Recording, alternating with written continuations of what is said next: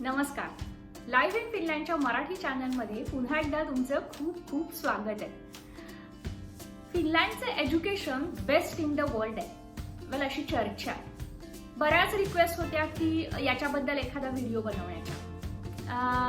तर आज बघूयात की नेमकं काय आहे, म्हणजे बेस्ट काय आहे यातलं. तसंच इथली शिक्षण व्यवस्था कशी आहे, म्हणजे काय स्टेजेस आहेत. आपल्याकडं कसं ज्युनियर कॉलेज असतं, मग आपण सायन्स चूज करतो वगैरे, तर इथे कसं होतं. हायर एज्युकेशन कसं आहे, त्याच्या काय अपॉर्च्युनिटीज आहेत आणि त्याच्यानंतर जॉब अपॉर्च्युनिटीज काय आहेत.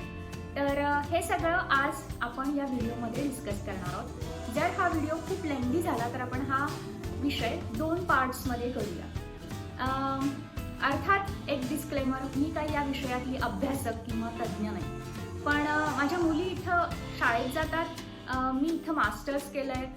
माझ्या नवऱ्यानं पण इथल्या हेल्सिंकीतल्या खूप चांगल्या युनिव्हर्सिटीतनं मास्टर्स केलं आहे. तर आमच्या अनुभवावरनं आणि जे काही वाचलं आहे, आजूबाजूला बघितलं आहे, त्याच्यावरनं आमची काही मतं फॉर्म झाली आहेत आणि ती मी फक्त तुमच्याबरोबर शेअर करणार आहे. तर ही काही तुम्ही बेसलाईन घेऊ नका कुठलाही डिसिजन घेण्यासाठी, पण मला वाटतं की एक दिशा देण्यासाठी कदाचित जे काही आज आपण इथे बोलू ते तुम्हाला आय होप उपयोगी पडेल. ढोबळ मानानं आपण इथली शिक्षण पद्धती 5 स्टेजेसमध्ये डिव्हाइड करूया. तर पहिली आहे early childhood education and care, ज्याला आपण सोप्या शब्दात म्हणूया पाळणाघर किंवा डे केअर. तर मूल 1 ते 6 वर्षाचं असताना या स्टेजमध्ये असतं. त्याच्यानंतर प्री प्रायमरी एज्युकेशन, ज्याला आपण प्री स्कूल म्हणूया, म्हणजे इयत्ता पहिली सुरू व्हायच्या आधी 1 वर्ष कंपल्सरी मुलाला तिथे जावं लागतं. तर वय वर्ष 6 ते 7 या वर्षात मूल प्री प्रायमरी एज्युकेशन घेते. त्याच्यानंतर बेसिक एज्युकेशन, थर्ड स्टेज, म्हणजे आपली इयत्ता 1ली ते 9वी. तर मूल 7 वर्षाचं असताना इयत्ता 1लीत जातं. त्याच्यानंतर 9वी झाल्यानंतर मुलाला 2 ऑप्शन्स असतात. एक तर तो लुकिओमध्ये जाऊ शकतो, जे which is similar to our junior college असं आपण म्हणतो. त्याला चूज करता येतं की त्याला कुठल्या सब्जेक्ट्समध्ये जायचं आहे, त्याला सायन्स चूज करायचं आहे, कॉमर्स चूज करायचं आहे, एक्सेट्रा. ते सब्जेक्ट्स तो डिटेलमध्ये चूज करू शकतो. आणि दुसरं ऑप्शन असतं व्होकेशनल एज्युकेशन अँड ट्रेनिंग, म्हणजे ॲक्च्युअल ऑन जॉब सारखं, जसं आपल्याकडे पूर्वी ITI होतं त्याच्यासाठी. हे खूप बेस्ट आहे मला असं वाटतं, म्हणजे माझं पर्सनल ओपिनियन. तर याच्यामध्ये ॲक्च्युअल इलेक्ट्रिशियन किंवा प्लंबिंग किंवा नर्सिंग, तर याचं ऑन जॉब ट्रेनिंग पण असतं आणि त्यांना प्रॉपर एज्युकेशन मिळतं या गोष्टीचं. हे झाल्यानंतर मूल ग्रॅज्युएट होतं, म्हणजे इथे ग्रॅज्युएशन पार्टीज असतात मुलांच्या. हे 3 वर्षाचा लुकिओ किंवा व्होकेशनल ट्रेनिंगचा कोर्स झाल्यानंतर. त्यानंतर मुलांना कंपल्सरी 1 वर्ष मिलिटरी ट्रेनिंग असतं. ऑफकोर्स काही मुलं हे मिलिटरी ट्रेनिंग नंतर घेण्यासाठी पण चूज करू शकतात, पण मोस्ट ऑफ द चिल्ड्रन ते चूज करतात या स्टेजला घ्यायला. मुलींना हे कंपल्सरी नाही आहे. आता या देशाची लोकसंख्या खूप कमी असल्यामुळं खूप वर्षापासून हे मिलिटरी ट्रेनिंग सगळ्यांना कंपल्सरी आहे. हे झाल्यानंतर मिलिटरी ट्रेनिंग नंतर त्यांना मुलं चूज करतात युनिव्हर्सिटीत जायला. मग of course there are plenty many universities. Vocational training घेतलेली मुलं सुद्धा युनिव्हर्सिटीमध्ये कोर्सेस घेऊ शकतात. आता त्याला बॅचलर्स डिग्री आणि मास्टर्स डिग्री ज्यांना करायची असेल ते करू शकतात. तर या 5 स्टेजेस आहेत, या आपण डिटेलमध्ये एक करून बघूया. पण तिकडे जायच्या आधी आता हा जो विषय आहे की best education in the world, माझ्या मते जगामध्ये इतक्या वेगवेगळ्या शिक्षण पद्धती आहेत, सिस्टीम्स आहेत, तर I don't think it's a easy job to say की हे बेस्ट आहे आणि हे वर्स्ट आहे. तर खूप सारा डेटा अवेलेबल आहे. जसं की एखाद्या देशामध्ये साक्षर लोकांचं प्रमाण किती आहे, एखाद्या देशामध्ये हायस्कूल ग्रॅज्युएट्सचं प्रमाण किती आहे, एखाद्या देशामध्ये हायर स्टडीज घेतलेल्या मुलांचं प्रमाण किती आहे, आणि या सगळ्या डेटाचा अनालिसिस करून काही ऑर्गनायझेशन्सनी आणि थिंक टँक्सनी एक काइंड ऑफ रँकिंग सिस्टीम बनवली आहे. आणि त्याच्यानुसार त्या ऑर्गनायझेशन्सनुसार आणि थिंक टँक्सनुसार खूप वेगवेगळे ओपिनियन्स आहेत. पण इन जनरल फिनलँडची जी पब्लिक स्कूल सिस्टीम आहे सरकारनं दिलेली, त्याच्यामध्ये आणि high school graduates they are the maximum in the world, म्हणजे पर्सेंटेज वाईज केलं तर. मला वाटतं याच्यामध्ये एक कारण हे पण असू शकतं कारण की लोकसंख्या कमी आहे, तर पर्सेंटेज ऑफकोर्स खूप जास्त असणार जर कुठल्याही गोष्टीचं पर्सेंटेज घ्यायचं ठरवलं तर. पण पब्लिक स्कूल सिस्टीम बद्दल मी कम्प्लिटली अग्री करते की इतक्या सगळ्या सोयी सरकारनं देणं हे मला वाटतं खूप चांगलं आहे. ऑफकोर्स मी जगातल्या सगळ्या सिस्टीम्स बघितलेल्या नाही आहेत, पण मला कम्पेअर करण्यासाठी मे बी भारतातली एक सिस्टीम आहे, म्हणून मला असं वाटतं इथे पर्स्पेक्टिव्ह महत्वाचं आहे. तर बेस्ट एज्युकेशनमध्ये काय बेस्ट आहे, फिनलँडच्या एज्युकेशनमध्ये काय बेस्ट आहे हे बघणं खूप महत्वाचं आहे. तर तुम्ही हायर स्टडीजसाठी जर तुम्हाला कुठे जायचं हा डिसिजन घ्यायचा असेल तर तुम्ही सगळ्या गोष्टींचा नीट विचार करावा असं वाटतं मला. आता आपण प्रत्येक स्टेज डिटेलमध्ये बघूया.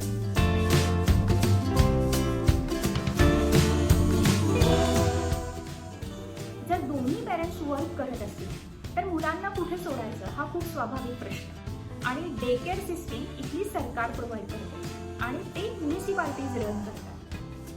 आता त्यांचं रुटीन असं असतं की सकाळी 8 वाजता मुलांना तिथे सोडायचं, त्याच्यानंतर 8 ते 8:30 मध्ये ते ब्रेकफास्ट देतात, त्याच्यानंतर ते मुलांना बाहेर खेळायला घेऊन जातात, तिथून आणल्यानंतर लंच देतात साधारण 11 वाजता, मग झोपवतात मुलांना, मग त्याच्यानंतर उठल्यानंतर पुन्हा इकडे तिकडे थोडं आणि मग स्नॅक्स देतात संध्याकाळचे आणि खेळायला परत बाहेर घेऊन जातात. दिवस कसाही असू दे, अगदी even if it's raining like cats and dogs, ते बाहेर मुलांना घेऊन जातातच. हे ते अगदी लहानपणापासून मुलांना मनात रुजवतात की त्यांनी कुठल्याही परिस्थितीत बाहेर जाऊन खेळलं पाहिजे. They should not complain about the weather. तसंच ते मुलांना या स्टेजमध्ये खूप इंडिपेंडेंट बनवतात. म्हणजे अगदी 1 वर्षाचं मूल ही tries to dress up himself. म्हणजे मागे मी दाखवलं होतं की विंटरमध्ये इथे ड्रेसिंग अप करायला काय काय लागतं, तर खूप सारे लेयर्स घालावे लागतात. आणि अगदी 1 वर्षाचं मूल ते स्वतः करायला ते शिकवतात, म्हणजे त्या मुलाला स्वतः करायला. अगदी त्याला करायला 45 मिनिटं लागू देत, पण ते पेशंटली त्याला करायला लावतात. आणि या गोष्टी ते या स्टेजमध्ये मुलांना शिकवतात आणि ह्याचा ट्रॅक ठेवतात. म्हणजे पाण्याभर म्हणजे मुलांना नुसतं सोडलंय, मुलं टीव्ही बघत बसली आहेत आणि मग झालं असं नाही.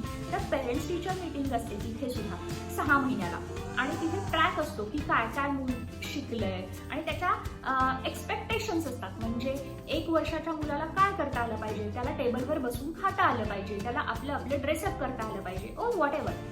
तर हे सगळं रन करण्यासाठी या कंट्रीमधल्या सॅलरीजचा विचार केला तर खर्च बराच आहे. म्हणजे एका मुलासाठी साधारण 1000 युरो वगैरे खर्च येऊ शकतो. पण since this service is provided by the government, ते इन्कमनुसार म्हणजे पेरेंट्सच्या इन्कमनुसार ते चार्ज करतात. त्याचा काही पर्सेंटेज सरकार भरते आणि काही पर्सेंटेज पेरेंट्स भरतात. म्हणजे साधारणपणे 250 ते 300 युरो आपल्याला प्रत्येक मुलाच्या डे केअरसाठी भरावे लागतात. आता जर one of the parents is at home तर त्यांना डे केअर ऑफकोर्स कंपल्सरी नाही आहे किंवा नाही पाठवत डे केअरमध्ये. त्यामुळं हे जे अर्ली चाइल्डहुड एज्युकेशन आहे हे काही कंपल्सरी नाही आहे. अर्ली चाइल्डहुड एज्युकेशनबद्दल एक गोष्ट मी अगदी विशेष नमूद करेन ती म्हणजे या 1 ते 6 वर्षाच्या काळामध्ये म्हणजे वयामध्ये ते कुठेही मुलांना बसून लिहायला लावत नाही, बसून वाचायला लावत नाही, कुठली परीक्षा घेत नाही. गाणी म्हणतात, गोष्टी सांगतात, बुक्स असतात. एखाद्या मुलाला इंटरेस्ट असेल तर तो घेऊन वाचायचा प्रयत्न करतो, मदत मागितली तर नक्की मदत देतात. आता एक इंडियन पेरेंट म्हणून मला या गोष्टीची खूप भीती वाटते. म्हणजे 4-5 वर्षाची मुलं भारतामध्ये ऑन माय सेल्फ वर मस्त निबंध वगैरे लिहितात आणि इथं आमची मुलं अजून ट्विंकल ट्विंकल लिटिल स्टार्सच म्हणत होती. पण इव्हेंच्युअली माझ्या लक्षात आलं की मुलं जस्ट गेट एक्झॉस्टेड जर त्यांनी खूप लवकर सुरुवात केली तर, कारण त्यांना अजून खूप आयुष्यभर शिकायचंय. तर I think the idea here is की let them enjoy their childhood.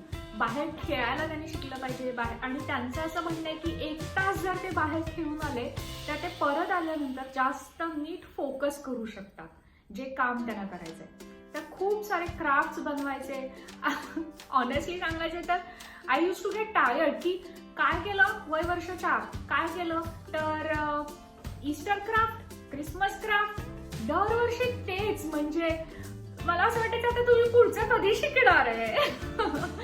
तर म्हणजे ईशाला काही गोष्टी शिकण्यामध्ये जास्त इंटरेस्ट होता, तर ते द्यायचे काही वर्क, मॅथचे प्रॉब्लेम्स वगैरे, ॲडिशन्स वगैरे सॉल्व्ह करायला.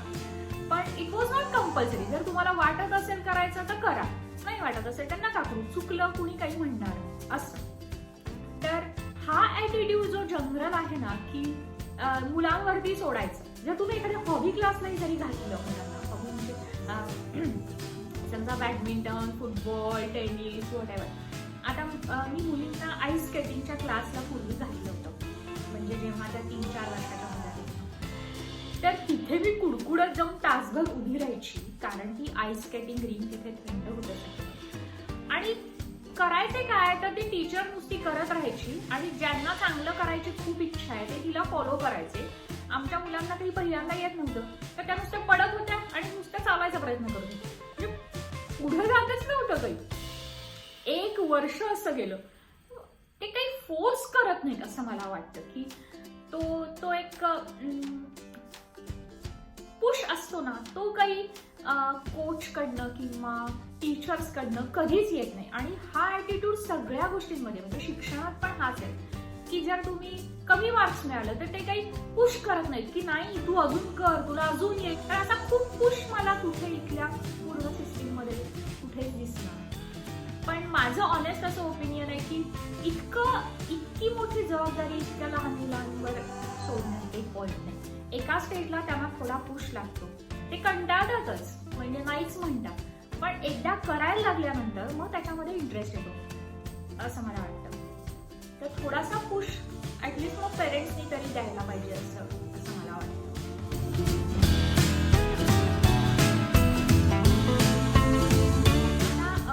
हे इथपासून हे कंपल्सरी एज्युकेशन, त्यामुळं प्री स्कूल इथे फ्री ऑफ चार्ज आहे. पण प्री स्कूल फक्त सकाळी 9 ते 1 या वेळेतच भरतं. त्याच्यानंतर पुन्हा तोच प्रश्न की जर पेरेंट्स वर्क करत असतील तर मुलांना कुठे सोडायचं. तर इथे आफ्टर स्कूल्स असतात which are like day care. मग तिथे मुलं होमवर्क करतात, स्नॅक्स खातात आणि त्याचे पैसे मात्र तुम्हाला भरावे लागतात. तर पण ऍक्च्युअल प्री स्कूल एज्युकेशन जे असतं ते फ्री ऑफ कॉस्ट आहे पुन्हा. आणि इथेही मेन ऑब्जेक्टिव्ह हा आहे की मुलांना शाळेसाठी तयार करायचं. पण मग तिथे आता ते ABCD लर्न करायला लागतात, नंबर्स लर्न करायला लागतात, रीडिंग हळूहळू लर्न करायला सुरुवात करतात. पण तरीही त्यांचं असं म्हणणं आहे की लिहायला वाचायला ते शाळेत गेल्यावरच शिकणार. तर ओके आहे जर त्यांना लिहिता वाचता अजून येत नसेल जरी प्री स्कूलमध्ये, तरी ते ओके आहे.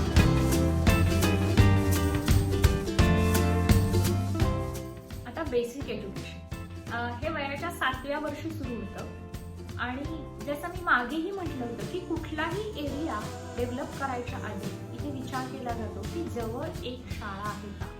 कारण मुलं युजली बसनी किंवा सायकलनी शाळेला जातात. आता आमची मुलं इंग्लिश शाळेत जातात. आता गंमत बघा, तांपेची लोकसंख्या आहे 200,000. ओके, इतक्या लोकसंख्येसाठी इथे एक इंटरनॅशनल स्कूल आहे जे पब्लिक स्कूल आहे which is run by the city.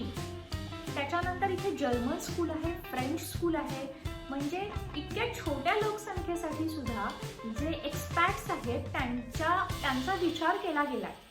तर या इंटरनॅशनल स्कूलमध्ये मेनली अशी मुलं आहेत ज्यांचे one of the parents is not a Finnish citizen or these children have stayed outside Finland for some time, की ज्यांना या इंटरनॅशनल ॲटमॉस्फिअरची सवय आहे. पण जरीही हे इंटरनॅशनल स्कूल असलं तरी आमच्या मुलांना फिनिश विषय कंपल्सरी आहे. फरक इतकाच की सायन्स, सोशल स्टडीज हे विषय इंग्लिशमध्ये सुद्धा त्यांना शिकता येतात. अजून एक गोष्ट मी नोट केली बेसिक एज्युकेशन बद्दल की खूप डिस्टिंक्टिव्ह चॉईसेस मुलांना इथे दिसतात. म्हणजे काही मुलांना ज्यांना लँग्वेजेसमध्ये इंटरेस्ट आहे त्यांना इथे कळतं की हां आय लाईक लँग्वेज. इयत्ता 3री पासून मुलं 3 लँग्वेजेस शिकतात. इंग्लिश, फिनिश आणि एक ऑप्शनल लँग्वेज त्यांना चूज करता येते. तर हे खूप इम्प्रेसिव्ह वाटलं मला. त्याशिवाय मॅथ आहेच आणि सायन्स हे विषय असतात आणि त्याच्यानंतर 6वी पर्यंत तसं थोडंसं रिलॅक्स्ड असतं असं आपण म्हणू शकतो. पण 7वी ते 9वी हा काळ खूप महत्त्वाचा आहे शाळेमध्ये. म्हणजे मुलांचं शाळेचं टायमिंग वाढतं, त्यांना जास्त विषय असतात आणि खरंच जर त्यांना एज्युकेशन फील्डमध्ये काहीतरी करायचं असेल तर त्यांना या काळामध्ये फोकस करणं आवश्यक असतं. तर शाळेचं युज्युअल रुटीन कसं असतं, इथे मुलांचं टाइम टेबल प्रत्येक दिवसासाठी फिक्स नसतं. म्हणजे रोज शाळा 9 ते 12 असं नाही. शाळा 8, 8:30, 9, 9:30, 10 या वेळेत कधीही सुरू होते आणि मग 12:30, 1:30, 1, 2, 2:30 या वेळामध्ये संपते. काही वेळा 3 वाजता पण संपते. आणि जसं 6वीच्या पुढे जाल तसं शाळेचं टायमिंग अजून वाढत जातं थोडंसं. शाळेमध्ये जेवण फ्री असतं. तर इथे पण जर तुम्ही दिवसाचं म्हणजे आता मी मुलींचं बघते दिवसाचं जर टाइम टेबल बघितलं, एक मॅथ, एक लँग्वेज हे सोडून रोज क्राफ्ट किंवा म्युझिक किंवा फिल्म यापैकी काही ना काहीतरी असतं. म्हणजे मिक्स ते ठेवतात. तसंच प्रत्येक लेसन नंतर त्यांना ब्रेक असतो. म्हणजे मुलांनी बाहेर जायचं आणि खेळायचं. आय एम शुअर की भारतातल्या पण खूप साऱ्या शाळांमध्ये या सगळ्या गोष्टी नक्की अशाच होत असणार आहेत. मी फक्त त्या अनुभवलेल्या नाही आहेत. पण मला वाटतं फरक एवढाच आहे की हे सगळं इथे फ्री आहे. बेसिक एज्युकेशनसाठी काहीही पैसे द्यावे लागत नाही. जर स्टुडंट कार्ड असलेल्या मुलांना बस कमी पैशात असते, त्यांना जेवण दुपारचं शाळेत फ्री मिळतं, बुक्स शाळेकडनं मिळतात, युनिफॉर्म वगैरे काही पद्धत नाहीये. तर आणि याच्या उपर तरीही सोशल सर्व्हिसेस म्हणजे जी इथली सोशल सर्व्हिसेस तिनं केला त्याच्याबद्दल मी एक वेगळा व्हिडिओ बनवला. ते प्रत्येक मुलामागे 100 युरो पेरेंट्सला देतात त्यांची काळजी घेण्यासाठी. अजून एक गोष्ट मला बेसिक एज्युकेशनबद्दल विशेष नमूद करावीशी वाटते ती म्हणजे पूर्ण शाळेमध्ये स्पोर्ट्सला असलेलं महत्त्व. मेबी हे कारण फिनलँडवरती पूर्वी रशियाचं राज्य होतं आणि या सोशलिस्ट कंट्रीजमध्ये म्हणजे मिलिटरीमेन तयार करायचे किंवा अशा बॅकग्राऊंडमधनं ते आलेलं असेल माहीत नाही. पण शाळेतून मुलांना ते स्विमिंगला घेऊन जातात, आईस स्केटिंगला घेऊन जातात, स्कीइंगला घेऊन जातात. म्हणजे जरी तुम्ही मुलांना बाहेर हे लेसन्स घ्यायला कुठे टाकले नाही तरी मुलं या गोष्टी आपोआप शाळेतून लर्न करतात. हे मला खूप विशेष वाटतं. तर पहिल्यांदा जसं गेस केलं होतं तसं हा व्हिडिओ खूपच लेंदी होतोय. तर या 3 स्टेजेस आपण या व्हिडिओमध्ये कव्हर केल्या. आता लुकिओ आणि हायर स्टडीज हे आपण पुढच्या व्हिडिओमध्ये बघूया. उच्च शिक्षणाच्या इथे काय संधी आहे, खर्च किती आहे, उच्च शिक्षणानंतर नोकरीच्या काय संधी आहे ते सुद्धा आपण पुढच्या व्हिडिओमध्ये बोलूया. तर हा व्हिडिओ इथेच थांबूया. तुम्हाला व्हिडिओ आवडला असेल तर नक्की लाईक करा, शेअर करा, सबस्क्राईब करा. बाय.